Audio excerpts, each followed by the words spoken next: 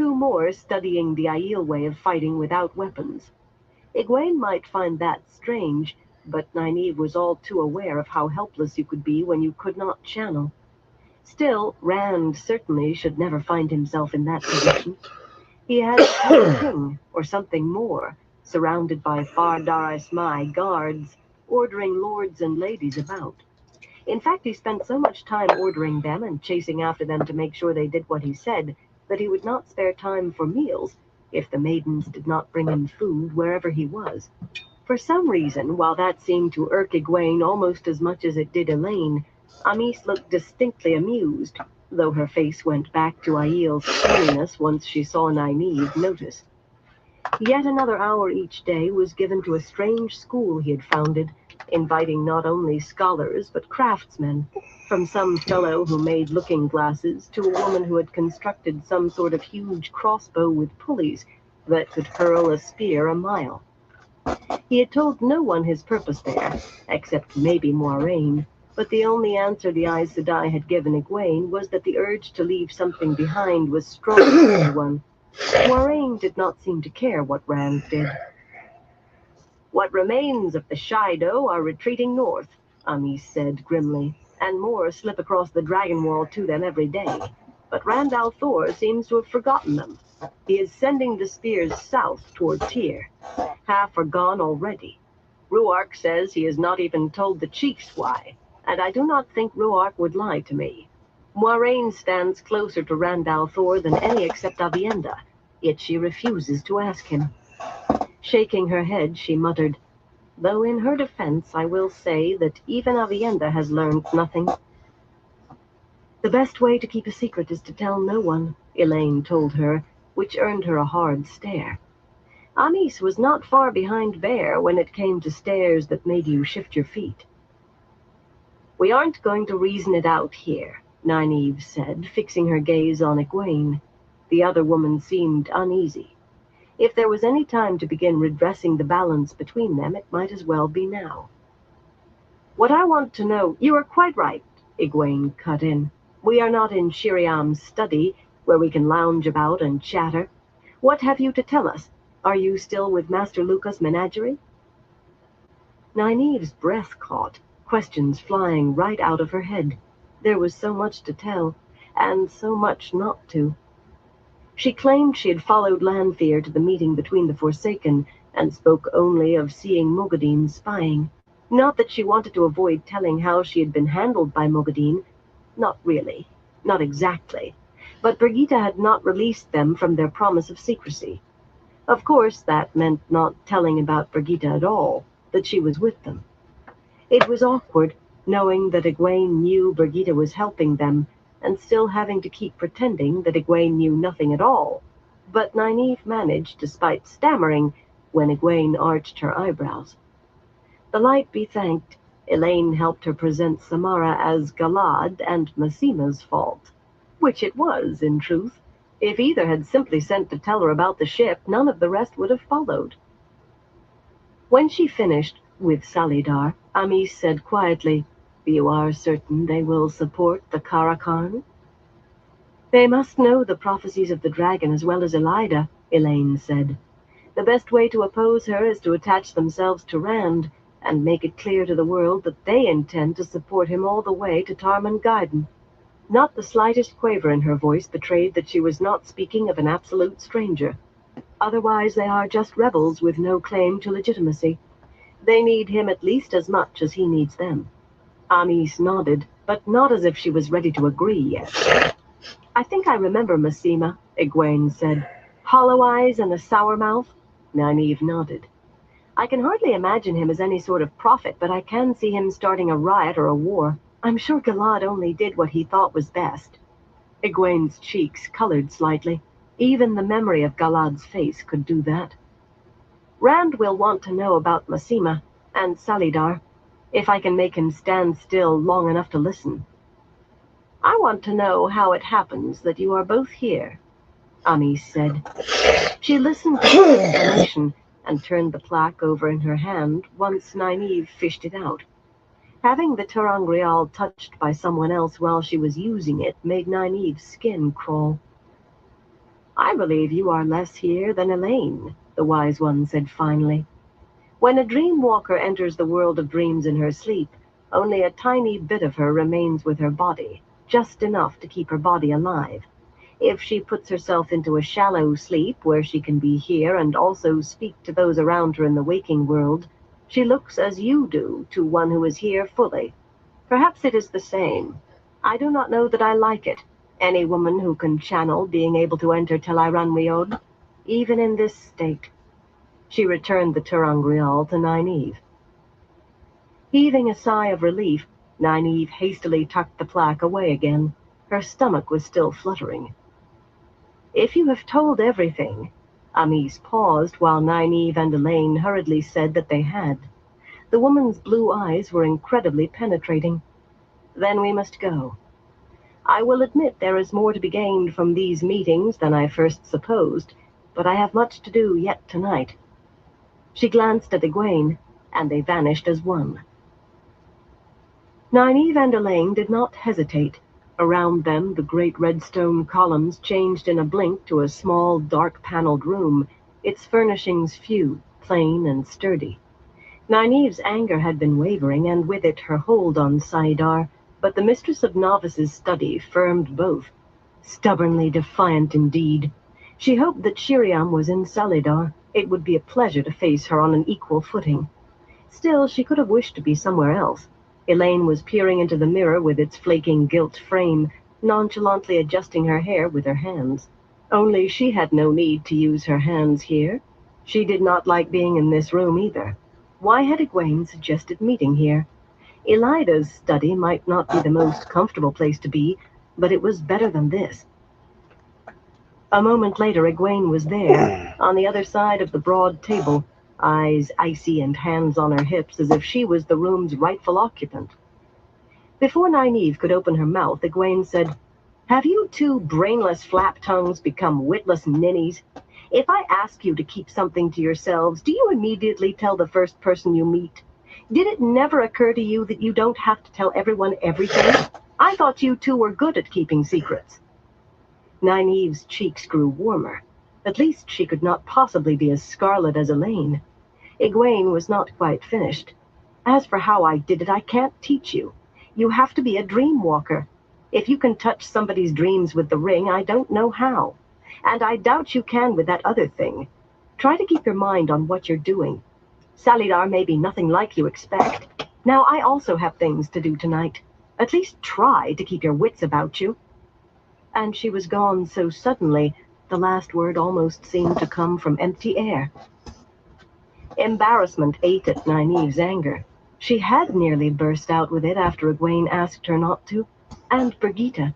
How could you keep a secret when the other woman knew? Embarrassment won, and saidar slipped away like sand through her fingers. Nynaeve wakened with a jerk, the deep yellow ter'angreal firmly clutched in one hand. The gimbal-mounted lamp was turned down to a dim light. Elaine lay crowded in, still asleep. The ring on its thong had slid down into the hollow of her throat.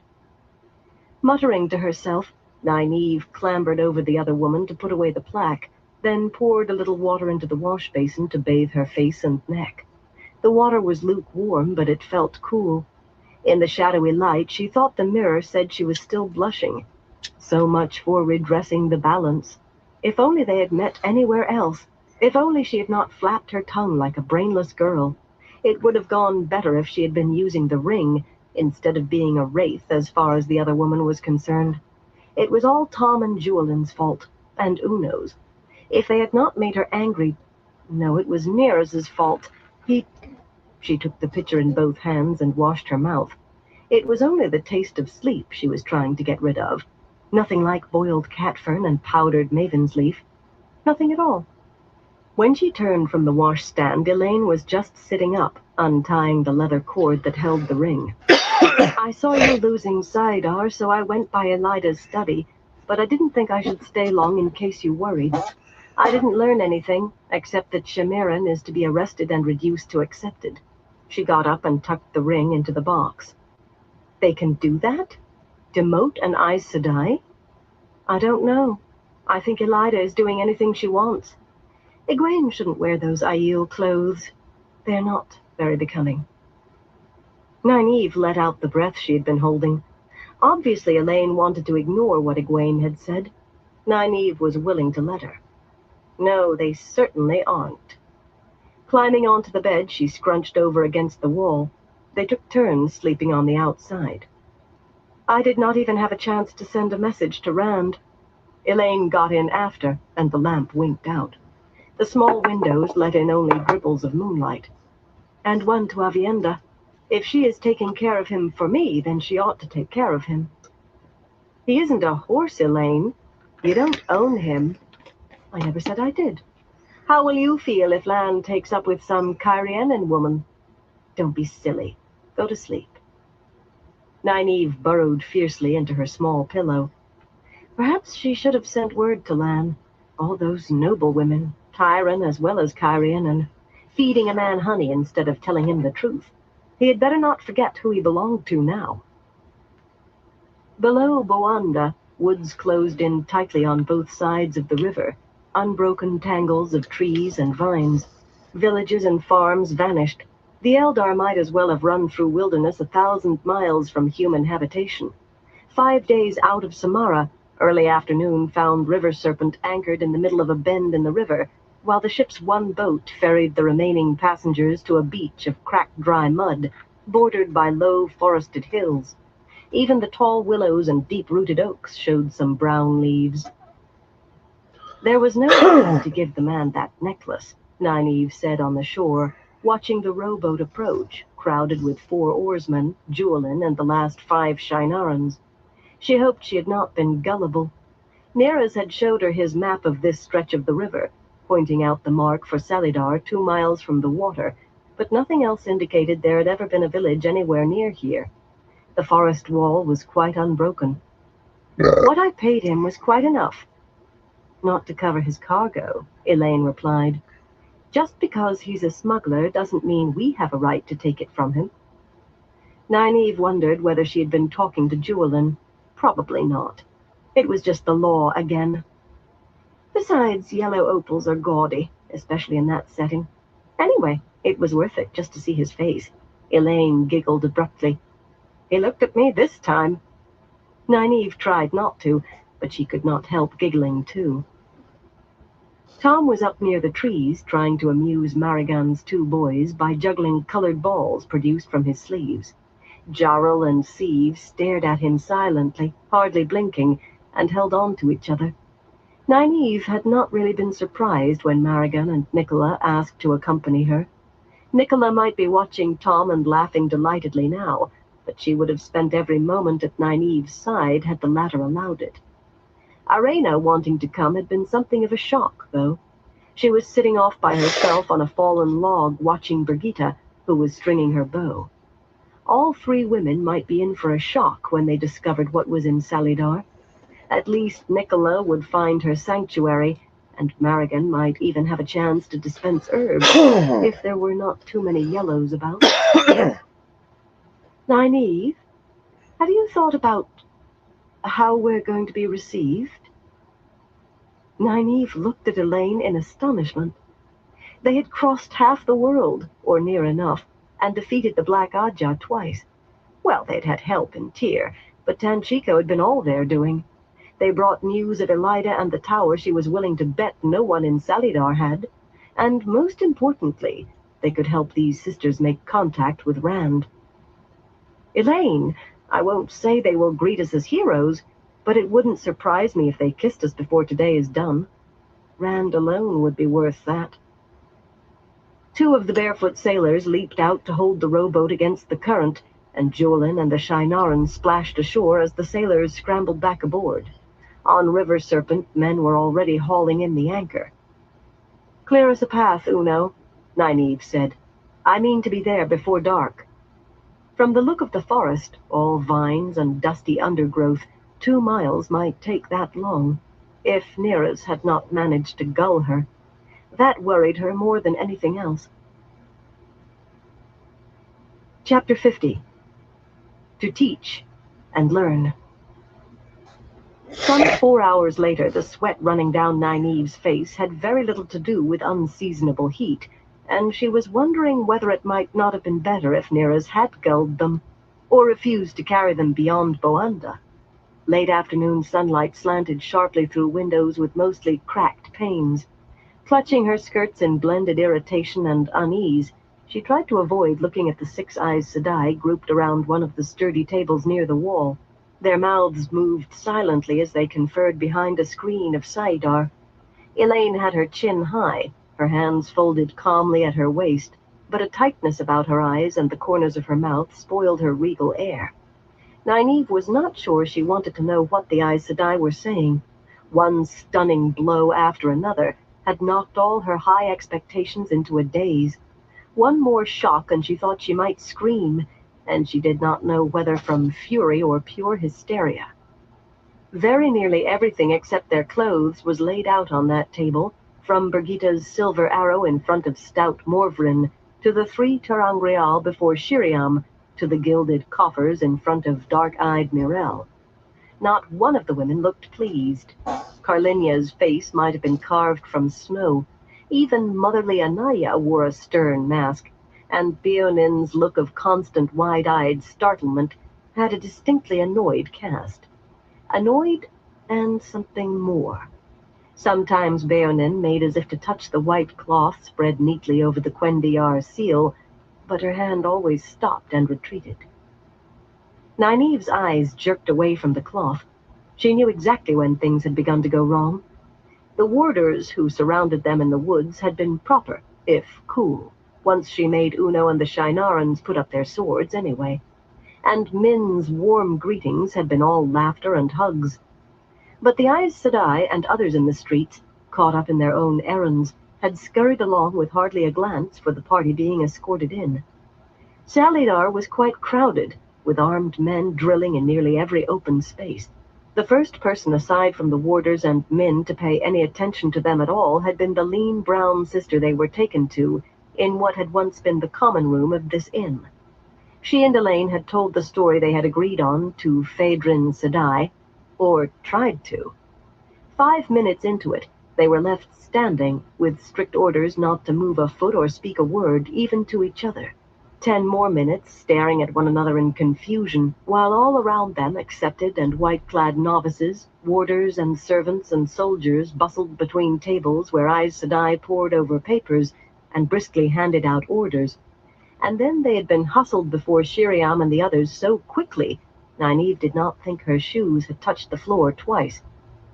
That was when the grilling had begun, more suitable for captured prisoners than returning heroes.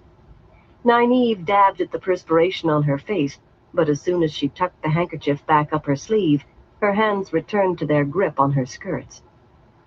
She and Elaine were not alone, standing on the colorful silk carpet. Swan, in a plain dress of fine blue wool, might have been there by choice, if Nynaeve had not known better, her face cool, utterly composed. She seemed lost in untroubled thought. Lyanna at least watched the Aes Sedai, yet she appeared equally confident. In fact, somehow more self-confident than Nynaeve remembered. The copper-skinned woman looked even more willowy, too, more supple in some fashion. Perhaps it was her scandalous dress. That pale green silk was every bit as high-necked as Swan's, but it clung to every curve of her, and the material only managed to be opaque by a thin hair. It was their faces that truly stunned Nynaeve, though. She had never expected to find either alive, and certainly never looking so very young, no more than a few years older than she, if that. They did not so much as glance at one another. In truth, she thought she detected a distinct chill between them. There was another difference about them, one that Nynaeve was just beginning to recognize. If everyone, including Min, had been ginger about it, no one made any real secret of the fact that they had been stilled. Nynaeve could feel that lack. Perhaps it was being in a room where all the other women could channel, or perhaps it was knowing they had been stilled. But for the first time she was truly conscious of the ability in Elaine and the others, and its absence from Swan and Lyanna. Something had been taken from them, cut away. It was like a wound, perhaps the worst wound a woman could suffer. Curiosity overcame her. What sort of wound would it be? What had been cut away? She might as well make use of the waiting and the irritation that larded itself through her nervousness. She reached out to Saidar. "Did anyone grant you permission to channel here accepted?" Shiriam asked, and Nynaeve gave a start, hurriedly releasing the true source. The green-eyed Aes Sedai led the others back to their mismatched chairs, arranged on the carpet in a semicircle that had the 4 standing women as its focus. Some of them carried things from the table. They sat staring at Nynaeve, earlier emotions swallowed in Aes Sedai calm. None of those ageless faces acknowledged the heat by so much as a single bead of moisture. Finally, Anaya said in a gently chiding voice, "You have been very long from us, child. Whatever you have learned in the interval, you have apparently forgotten much." Blushing, Nynaeve curtsied. "Forgive me, Aes Sedai. I did not mean to overstep." She hoped they thought it was shame that heated her cheeks. She had been away from them a long time. Just 1 day ago she had given the orders and people jumped when she spoke. Now she was the one expected to jump. It galled. "You tell an interesting story." Carlinia obviously believed little of it. The White Sister turned Brigitta's silver arrow over in long, slender hands. "And you acquired some strange possessions."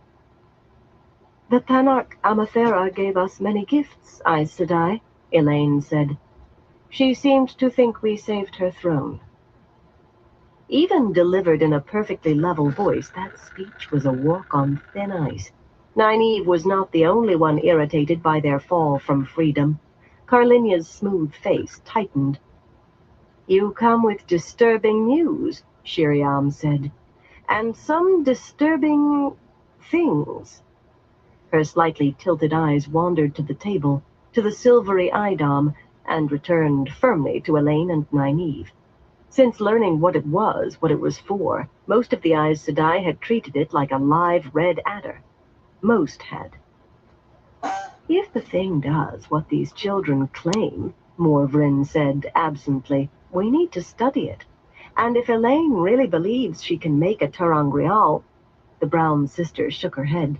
Her real attention was on the flattened stone ring, all flecked and striped in red and blue and brown, that she held in one hand.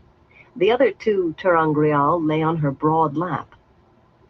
"You say that this came from Varen Sedai? How is it this was never mentioned to us before?" That was not directed at Nynaeve or Elaine, but at Siuan. Siuan frowned, but not the fierce frown Nynaeve remembered.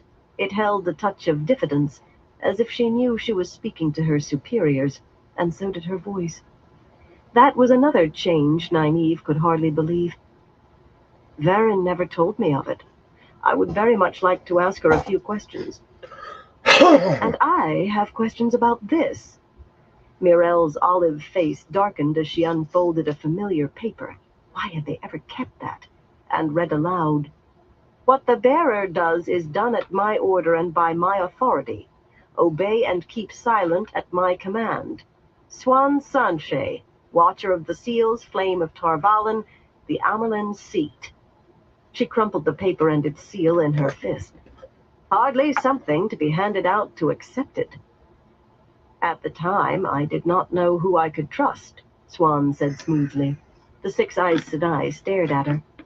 "It was within my authority then." The 6 Aes Sedai did not blink. Her voice took on a thread of exasperated pleading. "You cannot call me to account for doing what I had to do when I had a perfect right to do it. When the boat's sinking, you plug the hole with what you can find." "And why did you not tell us?" Shiriam asked quietly, but with a hint of steel. As mistress of novices, she had never raised her voice, though sometimes you wished she would. 3 accepted. Accepted! Sent out of the tower, chasing 13 full sisters of the Black Ajah. "Do you use babies to plug the hole in your boat, Siuan?" "We are hardly babies," Nynaeve told her heatedly. Several of those 13 are dead, and we thwarted their plans twice. In Tyr, we... Carlinia cut her off like an icy knife. You have told us all about Tyr, child, and Tanchico, and defeating Mogadin. Her mouth twisted wryly. She had already said that Nynaeve had been a fool to come within a mile of one of the Forsaken, that she was lucky to have escaped with her life. That Carlinia did not know how right she was, they certainly had not told everything, only made Nynaeve's stomach clench tighter. You are, children, and lucky if we decide not to spank you. Now hold your peace until you are called on to speak. Nynaeve flushed heavily, hoping they took it for embarrassment, and held her peace. Shiriam had never taken her eyes from Swan. Well, why have you never mentioned sending 3 children out to hunt lions? Swan drew a deep breath, but folded her hands and ducked her head penitently. There seemed no point, Aes Sedai, with so much else of importance. I have held nothing back when there was the faintest reason for telling. Every scrap I knew of the Black Ajah I told. I've not known where these 2 were or what they were up to for some time. The important thing is that they are here now, and with those 3 ter'angreal. You must realize what it means to have access to Elaida's study, to her papers, if only in bits. You'd never have known that she knows where you are until it was too late, except for that. We realize that, Anaya said, eyeing Morvrin, who was still frowning at the ring. It is just that perhaps the means of it takes us a little by surprise. Tel'aran Riod, Mirel breathed. Why, it has become no more than a matter for scholarly discussion in the tower, almost a legend. And Aiel dreamwalkers. Who would have imagined that Aiel wise ones could channel, much less this? Nynaeve wished they had been able to keep that secret, like Birgitta's true identity and a few other things they had managed to hold back. But it was difficult to keep things from slipping out when you were being questioned by women who could bore holes in stone with a look when they wanted. Well, she supposed she should be glad they had managed to hang on to what they had. Once Tel'aran Riod had been mentioned, and that they had entered it, a mouse would have treed cats before these women stopped asking questions. Lyanna took a half-step forward, not looking at Swan. The important thing is that with these ter'angreal you can talk to Egwene, and through her to Moiraine. Between them you can not only keep an eye on Rand al'Thor, you should be able to influence him even in Cairhien. Where he went from the Aiel Waste, Swan said, where I predicted he would be. If her eyes and words were directed at the Aes Sedai, her astringent tone was plainly meant for Lyanna, who grunted. Much good that did. 2 Aes Sedai sent off to the waste chasing ducks. Ooh, yes. There was very definitely a chill there. Enough, children, Anaya said, very much as if they really were children, and she, a mother, used to their petty squabbles. She eyed the other Aes Sedai meaningfully. It will be a very good thing to be able to talk with Egwene. If these work as claimed, Morvrin said, bouncing the ring on one palm and fingering the other ter'angreal on her lap. The woman would not believe the sky was blue without proof. Shiriam nodded. Yes, that will be your first duty, Elaine, Nynaeve. You will have a chance to teach Aes Sedai, showing us how to use them. Nynaeve curtsied, baring her teeth. They could take it for a smile if they chose. Teach them? Yes, and never get near the ring or the others again after. Elaine's curtsy was even stiffer, her face a cool mask. Her eyes rolled toward that fool Idam almost longingly. The letters of rights will be useful, Carlinia said. With all that white Ajah coolness and logic, testiness still showed in the way she clipped her words. Gareth Bryn always wants more gold than we have, but with those we may almost be able to satisfy him. Yes, Shiriam said, and we must take most of the coin, too. There are more mouths to feed and more backs to clothe every day, here and elsewhere. Elaine gave a gracious nod, just as if they would not take the money, whatever she said, But Nynaeve simply waited. Gold and letters of rights and even ter'angreal were only a part. For the rest, Shiriam went on, we are agreed that you left the tower by command, however erroneous it was, and you cannot be held to account for it. Now that you are safely back with us, you will resume your studies. Nynaeve only breathed out slowly. It was no more than she had expected since the questioning began. Not that she liked it, but for once no one was going to be able to accuse her of having a temper. Not when in all probability it would do no good. Elaine, though, burst out with a sharp, "But—" just that before Shiriam cut in just as sharply. You will resume your studies. You are both very strong, but you are not Aes Sedai yet.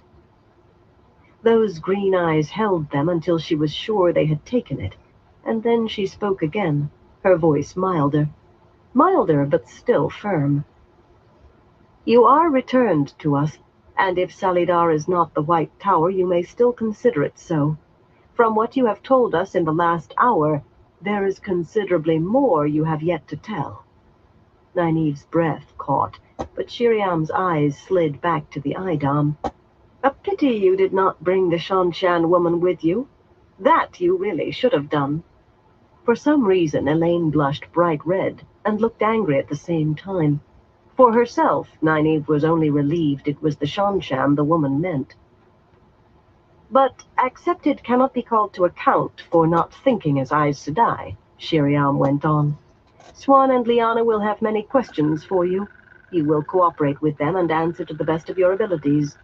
I trust I do not have to remind you not to take advantage of their present condition. Some accepted, and even some novices, have thought to lay blame for events, and even take punishments into their own hands. That mild tone was few.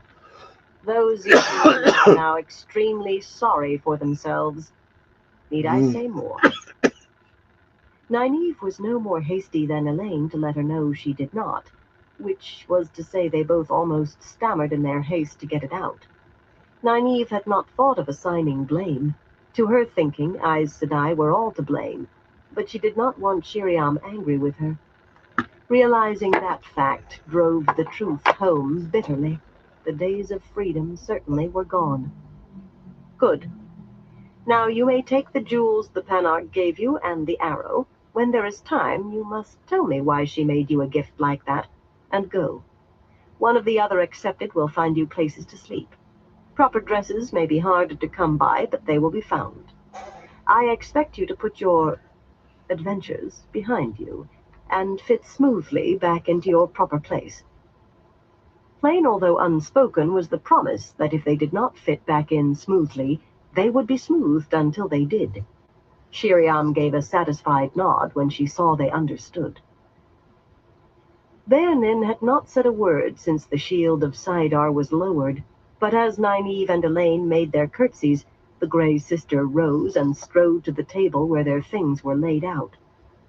"And what of this?" she demanded in heavy Tarraboner accents, whipping aside the white cloth that covered the seal on the Dark One's prison. For a change, her large blue-gray eyes looked more angry than startled. "Are there to be no more questions about this? Do you all mean to ignore it?" The black and white disc lay there next to the wash-leather purse in a dozen or more pieces, fitted back together as neatly as they could be. It was whole when we put it in the purse. Nynaeve paused to work moisture back into her mouth. As much as her eyes had avoided the covering cloth before, they could not leave the seal now. Lyanna had smirked when she saw the red dress unwrapped from around its cargo, and said, no, she would not run away from it, even in her head. Why should we have thought to take special care? It's Cuendillar. We didn't look at it, Elaine said breathlessly, or touch it more than we had to. It felt filthy, evil. It no longer did. Carlinia had made them each hold a piece, demanding to know what evil feeling they were talking about. They had said the same things before more than once, and no one paid them any heed now. Shiriam rose and went to stand beside the honey-haired Grey. We are ignoring nothing, Beonin. Asking these girls more questions will do no good. They have told us what they know. More questions are always good, Morvrin said, but she had stopped fiddling with the ter'angreal to stare at the broken seal as hard as anyone else. It might be Quendiar. She and Beonin had each tested it and said it was, yet she had broken one fragment with her hands. How many of the 7 still hold? Mirel asked softly, as if speaking to herself. How long until the Dark One breaks free and the last battle comes? Every Aes Sedai did some of almost everything, according to her talents and inclinations, yet each Ajah had its own reason for being. Greens, who called themselves the Battle Ajah, held themselves ready to face new dreadlords in the last battle. There was almost a hint of eagerness in Mirel's voice. 3, Anaya said unsteadily. 3 still hold. If we know everything, let us pray that we do. Let us pray 3 are enough. Let us pray those 3 are stronger than this one, Morvrin muttered.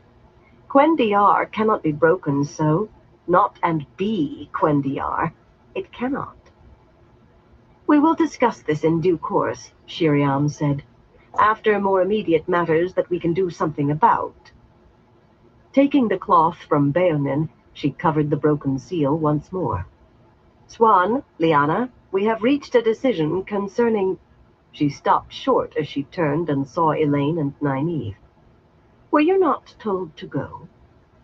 For all her outward calm, the turmoil inside showed in her forgetting their presence.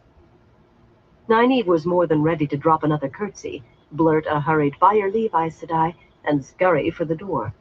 Without moving a muscle, the Aes Sedai and Liana watched her and Elaine go. Nynaeve shut their eyes like a shove. Elaine stepped not a whit more slowly, for all she cast another look at the Idol.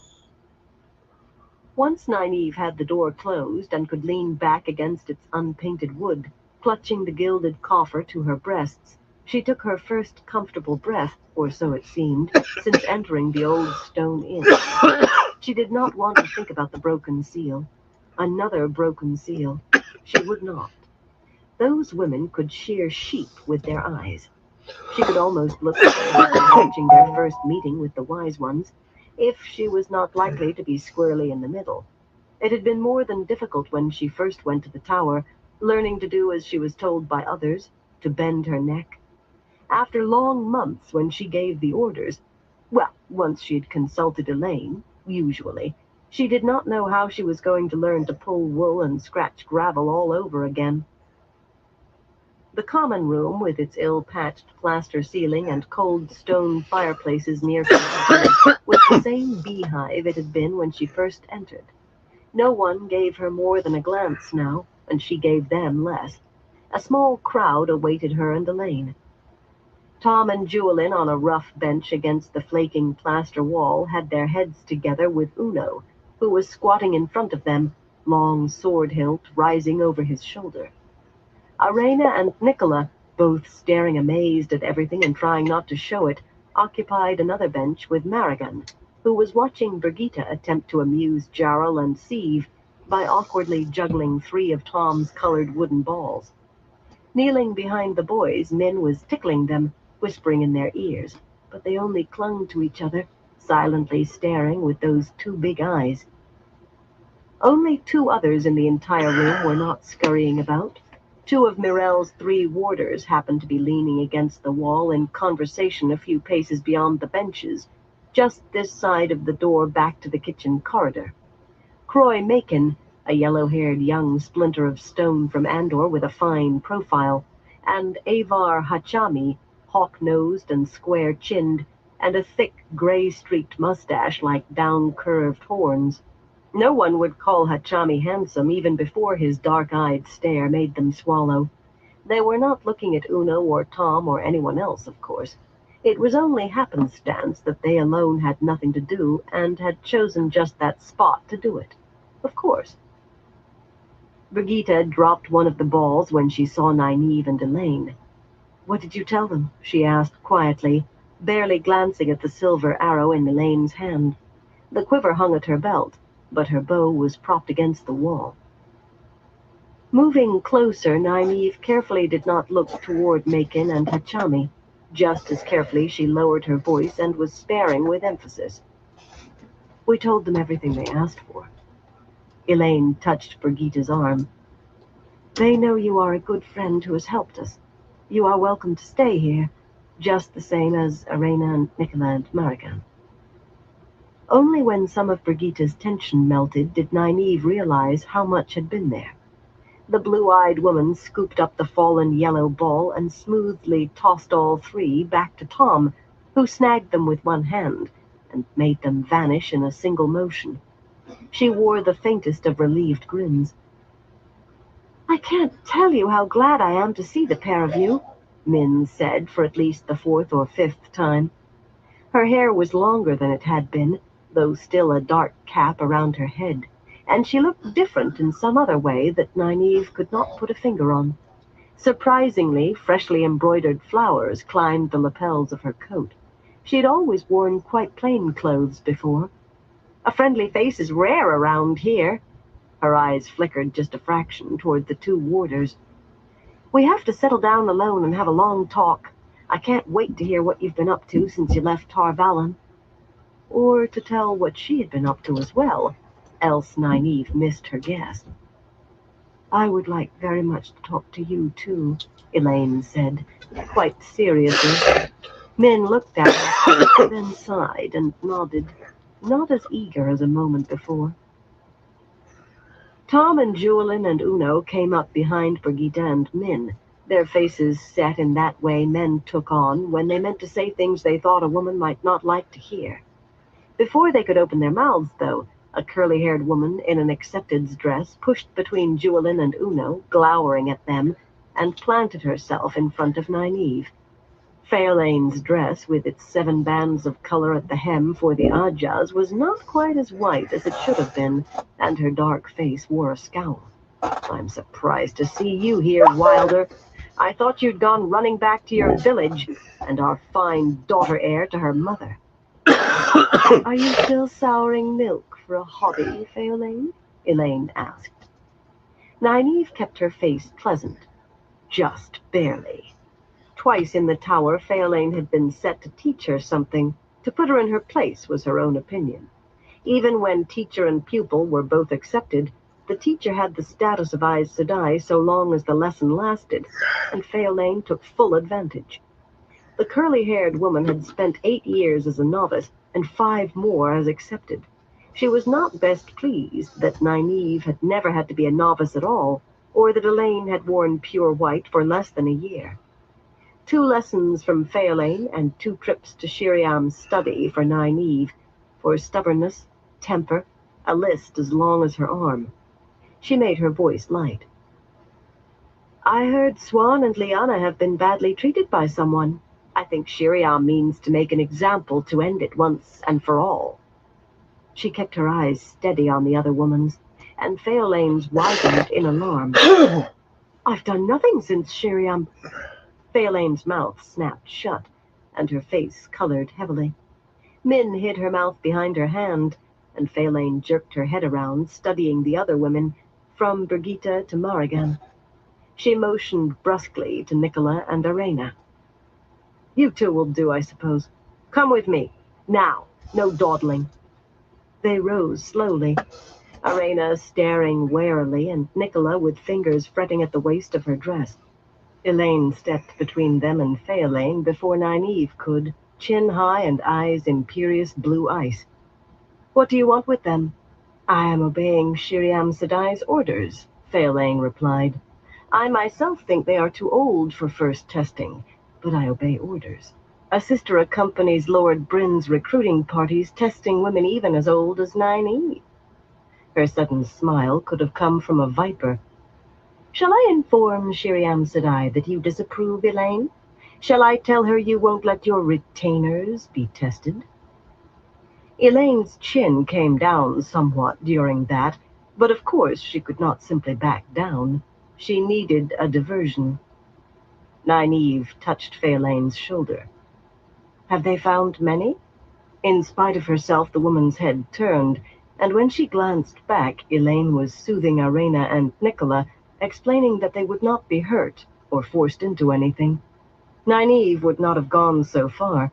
When Aes Sedai found someone with the spark born in her, like Elaine or Egwene, someone who would channel eventually, whether she wanted to or not, they were quite open about bundling her into training, whatever her wishes. They seemed more lenient about those who could be trained, but would never touch saidar without it, and about wilders, those who had survived the 1 in 4 chance of teaching themselves, usually without knowing what they had done, and often blocked in some way, as Nynaeve was. Supposedly they could choose to come or stay. Nynaeve had chosen to enter the tower, but she suspected that if she had not, she still would have gone, perhaps even tied hand and foot. Aes Sedai gave women who had the smallest chance of joining them as much choice as a lamb on a feast day. 3, Faelain said after a moment. All that effort, and they've found 3. 1 a wilder. She truly did not like wilders. I do not know why they are so eager to find new novices. The novices we have can't be raised accepted until we regain the tower. It is all Swan Sanche's fault, her and Lyanna. A muscle in her cheek twitched, as if she realized that remark might be thought to harass the former Amyrlin and Keeper, and she seized Arena and Nicola each by an arm. Come along. I obey orders, and if you're to be tested, you'll be tested. Waste of time or no waste of time. A nasty woman, Min murmured, squinting after Faelain as she hurried the others across the common room. You'd think if there was any justice, she would have an unpleasant future ahead of her. Nynaeve wanted to ask what Min had seen in her viewing of the curly-haired accepted. There were 100 questions she wanted to ask her, but Tom and the other 2 men planted themselves firmly in front of her and Elaine, Juilin and Uno to either side, so among the 3 they could see in every direction. Birgitte was leading Jarl and Sieve to their mother, keeping her out of it. Min knew what the men were up to, too, by the rueful look she gave them. She seemed about to say something, but in the end she only shrugged and joined Birgitte. By Tom's face, he could have been about to comment on the weather, or ask what was for supper. Nothing important. This place is full of dangerous fools and dreamers. They think they can depose Elaida. That's why Gareth Bryn is here, to raise an army for them. Juilin's grin almost split his dark face in 2. Not fools. Mad women and madmen. I don't care if Elaida was there the day Loghain was born. They're mad to think they can pull down an Amyrlin sitting in the White Tower from here. We could reach Cairhien in a month, maybe. Rhaegon and a few of the others already have horses marked out for borrowing. Uno was grinning, too. It looked incredibly incongruous with that glaring red eye on his patch. The guards are set to watch for people coming in, not going out. We can lose them in the forest. It'll be dark soon. They'll never find us. The women's donning their great serpent rings back by the river had had a remarkable effect on his language, though he did seem to make up for it when he thought they could not hear. Nynaeve looked at Elaine, who shook her head slightly. Elaine would put up with anything to be Aes Sedai. And herself? Small chance that they could influence these Aes Sedai to support Rand if they had decided to try controlling him instead. Make that no chance. She might as well be realistic. And yet there was healing. She would learn nothing of it in Cairhien, but here, not 10 paces from her, Thurva Marisis, a slender woman with a long nose, was methodically ticking off points on a parchment with her pen. A bald-headed warder with a black beard stood conferring with Nisau Dachen near the door, head and shoulders above her despite being no taller than average, while Dagdara Finchi, as wide as any man in the room and taller than most, addressed a group of novices in front of one of the unlit fireplaces, briskly sending them off one by one on errands. Nisau and Dagdara were yellow Aja too. It was said that Dagdara, her graying hair marking considerable age on an Aes Sedai, knew more of healing than any 2 others. It was not as if Nynaeve would be able to do anything useful if she did go to Rand. Just watch him go mad. If she could progress with healing, maybe she could find a way to hold that madness off. There was too much that Aes Sedai were willing to call hopeless and let go at that to suit her. All of that flashed through her head in the time it took to look at Elaine and turn back to the men. "We will be staying here. Uno, if you and the others want to go to Rand, you are free to, as far as I'm concerned. I fear I no longer have money to help you." The gold the Aes Sedai had taken was needed, just as they said, but she could not help wincing at the few silvers left in her purse. These men had followed her, and Elaine, of course, for all the wrong reasons, but that did not lessen her responsibility for them. Their loyalties were to Rand. They had no reason to enter a struggle for the White Tower. With a glance at the gilded coffer, she added reluctantly, "But I do have some things you can sell along the way." "You must go too, Tom," Elaine said. "And you, Juilin. There's no point in remaining. We have no need of you now, but Rand will." She tried to press her casket of jewels into Tom's hands, but he refused to take it. The three men exchanged looks in that irritating way they had, Uno going so far as to roll his eye. Nynaeve thought she heard Juilin mutter something under his breath about having said they would be stubborn. "Perhaps in a few days," Tom said. "A few days," Juilin agreed. Uno nodded. "I could do with a little rest if I'm going to be running from warders halfway to Cairhien." Nynaeve gave them her flattest stare and deliberately tugged her braid. Elaine had her chin as high as it had ever been, her blue eyes haughty enough to chip ice. Tom and the others surely knew the signs by now. Their nonsense was not going to be allowed. "If you think you are still following Rand al'Thor's orders to look after us," Elaine began in frosty tones, at the same time that Nynaeve said heatedly, "You promised to do as you were told, and I mean to see—" "Nothing like that," Tom broke in, brushing back a strand of Elaine's hair with a gnarled finger.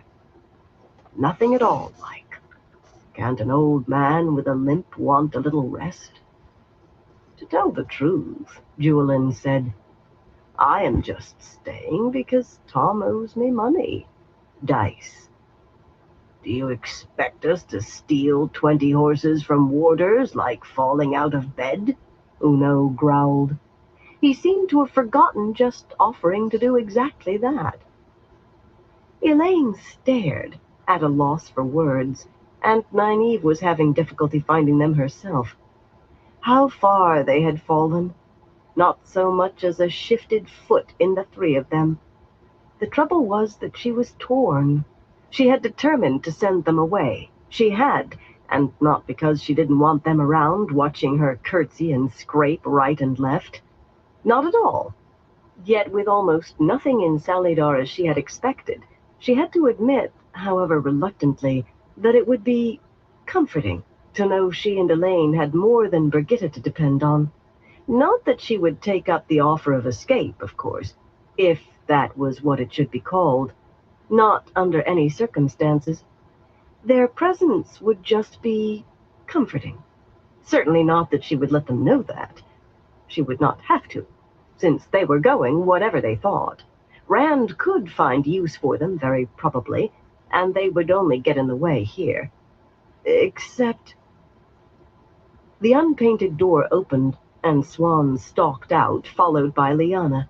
They stared at each other coldly before Lyanna sniffed and glided away, startlingly sinuous as she vanished around Croy and Avar into the corridor that led to the kitchens. Nynaeve frowned slightly. In the midst of all that iciness, there had been one instant, a brief flicker she almost missed, with it right in front of her. Swan swung toward her, then abruptly stopped short, her face going blank. Someone else had joined the small gathering. Gareth Bryn, dented breastplate buckled over his plain buff-colored coat and steel-backed gauntlets tucked behind his sword belt, radiated command. Mostly gray hair and a bluff face gave him the appearance of a man who had seen everything, endured everything, A man who could endure anything. Elaine smiled, nodding graciously. A far cry from her astonished stares coming into Salidar when she had first recognized him the length of the street. I will not say it is entirely good to see you, Lord Gareth. I have heard of some difficulty between Mother and you, but I am sure it can be mended. You know Mother is hasty sometimes. She will come round and ask you back to your proper place in Camelin. You may be certain of it. Done is done, Elaine. Ignoring her astonishment, Nynaeve doubted anyone who knew Elaine's rank had ever been so curt to her. He turned to Uno. Have you thought on what I said? Shienarans are the finest heavy cavalry in the world, and I have lads who are just right for proper training. Uno frowned, his one eye sliding to Elaine and Nynaeve. Slowly he nodded. I've nothing better to do. I'll ask the others. Bryn clapped him on the shoulder. Well enough. And you, Tom Merrilin. Tom had half turned away at the other man's approach, knuckling his mustaches and staring at the floor as if to obscure his face. Now he met Bryn's level stare with one of his own. I once knew a fellow with a name much like yours, Bryn said. A skilled player of a certain game. I once knew a fellow who looked much like you, Tom replied. He tried hard to put me in chains. I think he'd have cut my head off if he ever laid hands on me. A long time ago, that would be. Men do strange things for women sometimes. Bryn glanced at Swan and shook his head. Will you join me for a game of stones, Master Merrilin? I sometimes find myself wishing for a man who knows the game well, the way it's played in lofty circles. Tom's bushy white eyebrows drew down almost as far as Uno's had, but he never took his eyes from Bryn. I might play a game or two, he said finally, once I know the stakes. As long as you understand I don't intend to spend the rest of my life playing stones with you. I don't like staying too long in one place anymore. My feet itch sometimes. So long as they don't itch in the middle of a crucial game, Bryn told him dryly. The two of you come with me, and don't expect much sleep. Around here, everything needs doing yesterday except what should have been done last week. Pausing, he looked at Swan again. My shirts came back only half clean today. With that, he was leading Tom and Uno off. Swan glared at his back, then shifted her frown to Min, and Min grimaced and darted off the way Lyanna had gone.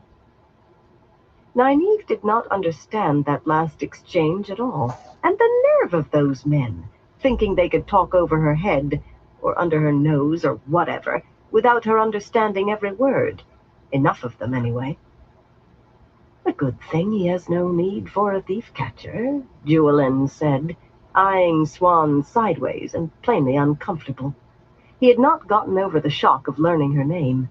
Nynaeve was not sure he had taken in about her being stilled and no longer the Amyrlin seat.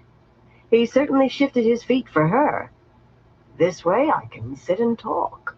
I've seen a lot of fellows who look like they might unwind over a mug of ale. He practically ignored me, Elaine said incredulously. I don't care what the trouble is between him and Mother. He has no right. Well, I will tend to Lord Gareth Bryn later. I have to talk to Min, Nynaeve. Nynaeve started to follow as Elaine hurried toward that hall to the kitchens. Min would give straight answers, but Swan caught her arm in an iron grip. The Swan Sanche, who had meekly ducked her head before those Aes Sedai, was gone. No one here wore the shawl. Her voice never rose. It did not need to. She fixed Juilin with a stare that had him almost jumping out of his skin. You watch what questions you ask, thief-catcher, or you'll gut yourself for market. Those cold blue eyes shifted to Birgitta and Marigan. Marigan's mouth twisted as if she tasted something bad, and even Birgitta blinked. You two, Find an accepted named Theodrin and ask her about somewhere to sleep tonight. Those children look as if they should be in bed already. Well, move your feet." Before they had stirred a step, and Brigitta was moving as quickly as Marigan, maybe quicker, she rounded on Nynaeve. "You I have questions for. You were told to cooperate, and I suggest you do if you know what's good for you." It was like being caught in a high wind. Before Nynaeve knew it, Swan was hurrying her up rickety steps with a railing cobbled together from unpainted wood, hustling her down a rough-floored corridor to a tiny room with 2 cramped beds built into the wall, one above the other. Swan took the only stool, motioning her to sit on the lower bed. Nynaeve chose to stand, if only to show she was not going to be pushed. There was not much else in the room.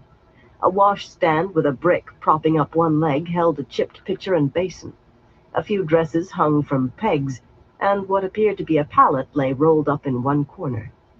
Nynaeve had fallen far in the space of a day, but Swan had fallen farther than she could imagine. She did not think she would have too much trouble with the woman, even if Swan did still have the same eyes. Swan sniffed. "Suit yourself then, girl. The ring. It doesn't require channeling?" "No. You heard me tell Shiriam anyone can use it.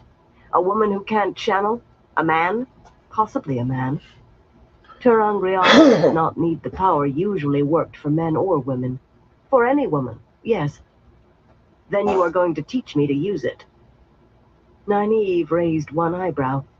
This might be a lever to get what she wanted. If not, she had another. Maybe. "Do they know about this?" All the talk was of showing them how it works. You were never mentioned." "They don't know." Swan did not appear shaken at all. She even smiled, and not pleasantly. "And they won't. Else they'll learn you and Elaine have been posing as full sisters since you left Tar Valon. Moiraine might be letting Egwene get away with it. If she hasn't tried it too, I don't know a bar knot from a running hitch. But Shiriam? Carlinia? They'll have you squealing like a spawning grunter before they're done. Long before." That's ridiculous. Nynaeve realized she was sitting on the edge of the bed.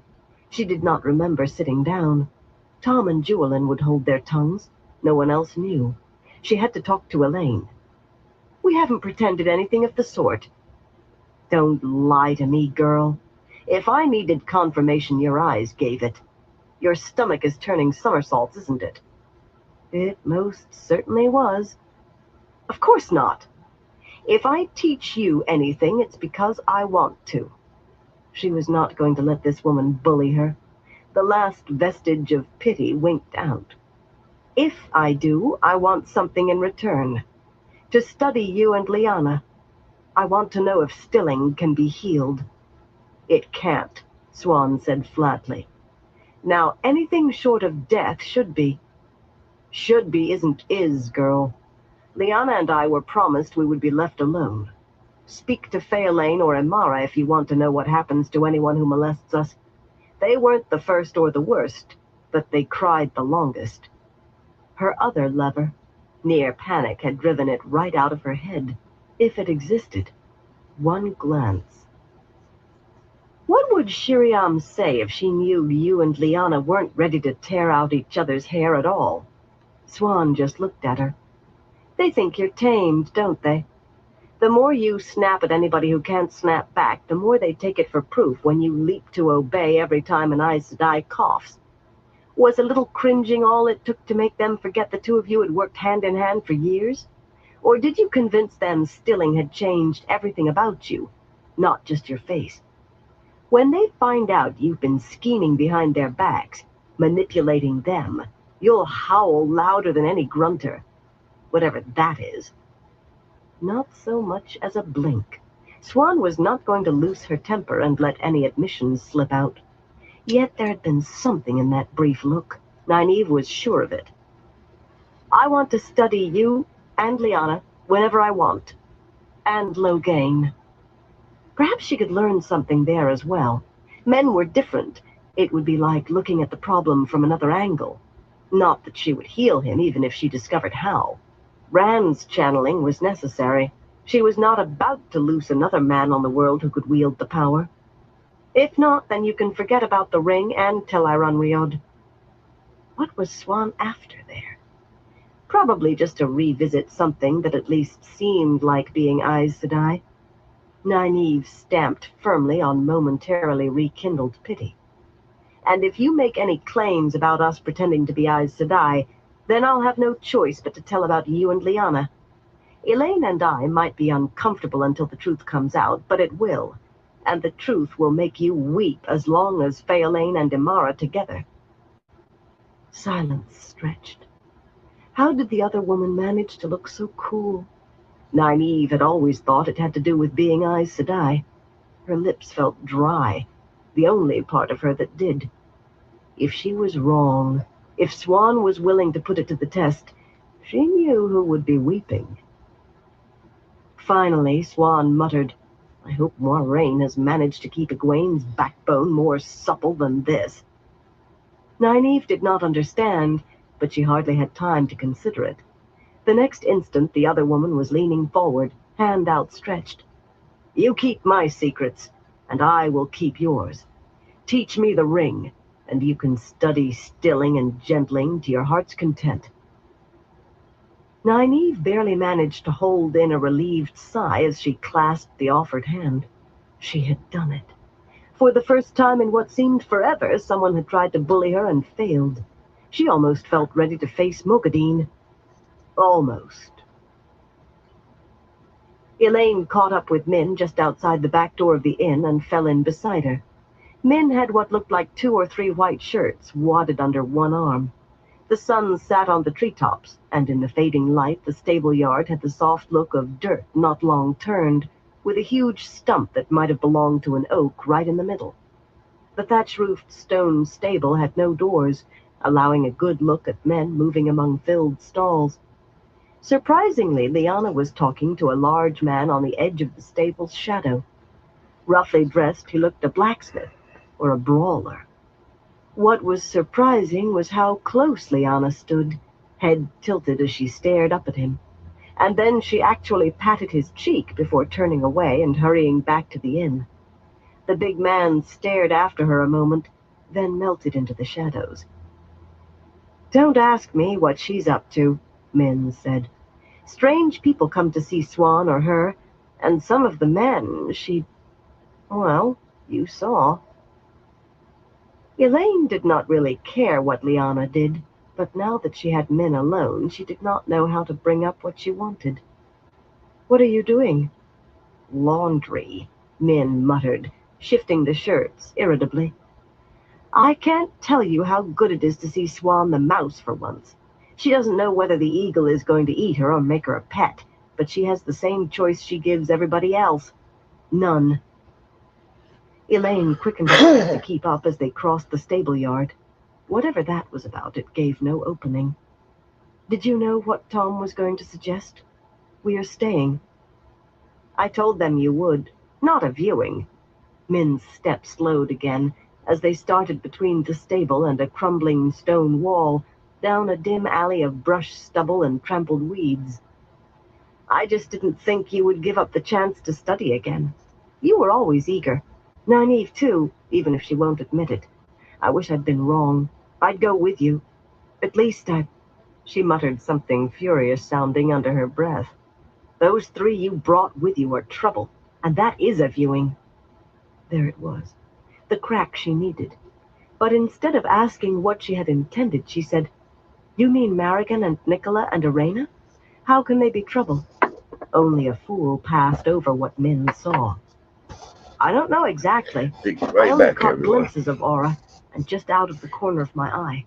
Never when I was looking right at them, where I might have made something out. There aren't many who have auras all the time, you know. Trouble. Maybe they'll carry tales. Were you up to anything you wouldn't want the Aes Sedai to know about?" "Certainly not," Elayne said briskly. Min looked at her sideways, and she added, "Well, nothing we didn't have to do. They can't possibly know about it anyway." This was not taking her where she wanted to go. Drawing a deep breath, she leaped off the cliff. Min, you had a viewing about Rand and me, didn't you? She went 2 steps before she realized the other woman had stopped. Yes. It was a wary word.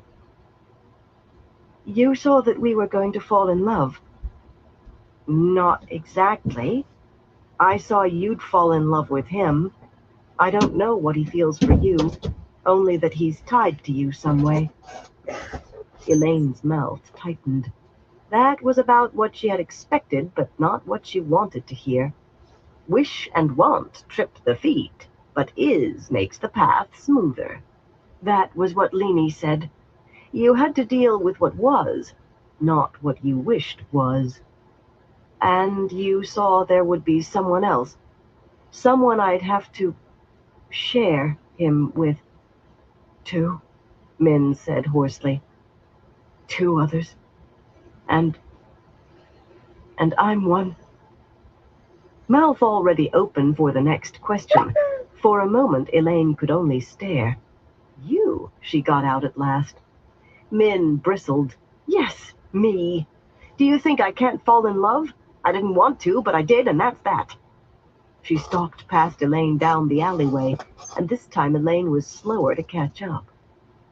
It certainly explained a few things. How nervously Min had always sidestepped talking about it. The embroidery on her lapels. And unless she was imagining it, Min was wearing rouge, too. How do I feel about it? She wondered. She could not sort it out. Who is the third? She asked quietly. I don't know, Min mumbled. Only that she has a temper. Not naive, thank the light. She gave a weak laugh. I don't think I could have survived that. Once more she gave Elaine a cautious, sidelong look. What does this mean between you and me? I like you. I never had a sister, but sometimes I feel like you. I want to be your friend, Elaine, and I won't stop liking you, whatever happens, but I can't stop loving him. I don't very much like the idea of having to share a man, Elaine said stiffly. That was certainly an understatement. Me neither. Only, Elaine, it shames me to admit it, but I will take him any way I can get him. Not that either of us has much choice. Light, he scrambled my whole life. Just thinking about him scrambles my brains. Min sounded as if she did not know whether to laugh or cry. Elaine exhaled slowly. Not Min's fault. Was it better that it was Min rather than, say, Berylane or somebody else she could not abide? ta'veren, she said. He bends the world around him. We are chips caught in a whirlpool. But I seem to recall you and me and Degwayne saying we'd never let a man come between us being friends. We will work it out somehow, Min. And when we find out who the third is, well, we'll work that out as well, somehow. A third? Could she be Berylane? Oh, blood and ashes. Somehow, Min said bleakly. Meanwhile, you and I are caught here in a leg trap. I know there's another. I know I can't do anything about it, but I had enough trouble reconciling myself to you. And Kyrian women aren't all like Moiraine. I saw a Kyrian noblewoman in Baerlon once. On the surface, she made Moiraine look like Lyanna, but sometimes she said things, hinting. And her auras. I don't think a man in the whole town was safe alone with her. Not unless he was ugly, lame, and better yet, dead. Elaine sniffed, but she managed to make her voice light. Never you mind about that. We have another sister, you and I, one you've never met. Aviendha is keeping a close eye on Rand, and he doesn't go 10 steps without a guard of Aiel Maidens of the Spear. A Kyrian woman? At least she had met Berylane, knew something of her. No, she was not going to fret over it like some brainless girl. A grown woman dealt with the world as it was and made the best of it. Who could it be? They had come out into an open yard dotted with cold ashes. Huge kettles, most pitted where rust had been scrubbed away, stood against the encircling stone wall, which had been toppled in several places by trees growing up in it. Despite the shadows crossing the yard, 2 steaming kettles still sat on flames, and 3 novices, hair sweat-soaked and white skirts tied up, were hard at work on scrub boards stuck into broad washpots full of soapy water. With a glance at the shirts under Min's arm, Elaine embraced Saidar. "Let me help you with those." Channeling to do assigned chores was forbidden. Physical labor built character, so they said. But this could not be counted the same. If she swirled the shirts around in the water violently enough, there should be no reason to get their hands wet. "Tell me everything. Are Swan and Liana as changed as they seem? How did you get here? Is Loghain really here? And why are you laundering some man's shirts?" "Everything." Min laughed, plainly pleased to change the subject. "Everything will take a week, but I'll try. First I helped Swan and Liana get out of the dungeon Elida had stuck them in, and then..."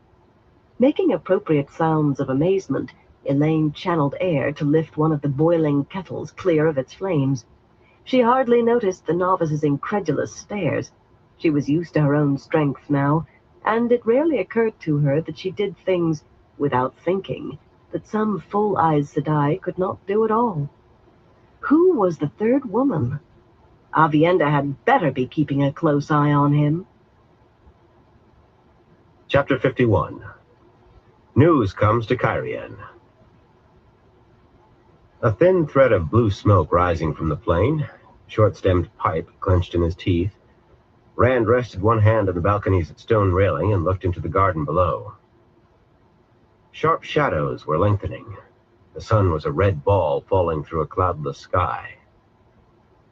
10 days in Cairhien, and this seemed the first moment he had stood still when he was not asleep. Salanda stood close by his side, pale face tilted up to watch him, not the garden. Her hair was not so elaborately done as that of a woman of higher rank, but it still added half a foot to her height. He tried to ignore her, but it was difficult to ignore a woman who insisted on pressing her firm bosom against your arm. The meeting had gone on long enough for him to want a moment's break. He had known it for a mistake as soon as Salanda followed him out. "I know a secluded pool," she said softly, "where this heat might be escaped. A sheltered pool where nothing would disturb us." The music of Osmodian's harp drifted through the square arches behind them. Something light, cool-sounding. Rand puffed a little more vigorously. The heat. Nothing compared to the waste, but... Autumn should be coming on, yet the afternoon felt like the depths of summer. A rainless summer. Shirt-sleeved men in the garden were spreading water from buckets, doing it late to avoid evaporation. But too much was brown or dying. The weather could not be natural. The burning sun mocked him. Moiraine agreed, and Osmodian, but neither knew what to do or how, any more than he did. Samael. Samael he could do something about. "Cool water," Salanda murmured, "and you and I alone." She snuggled closer, though he did not see how it was possible. He wondered when the next taunt would come. No dashing off in a temper, whatever Samael did. Once his methodical build-up in Tyr was done, then he would loose the lightning. One crushing stroke to put an end to Samael, and add Ilion to his bag at the same time. With Ilion, Tyr, and Cairhien, plus an army of Aiel big enough to overwhelm any nation in weeks, he... "Would you not like to swim? I do not swim well myself, but surely you will teach me." Rand sighed. For a moment he wished Aviendha was there. No, the last thing he wanted was a bruised Salanda running screaming with her clothes half torn off. Putting his eyes, he looked down at her and spoke quietly around his pipe. "I can channel." She blinked, drawing back without moving a muscle. They never understood why he would bring that up. For them it was something to be glossed over, ignored if possible. "They say I'll go mad, but I'm not mad yet. Not yet." I hope He everyone has a chuckled good from deep in night. his chest, then cut it off abruptly.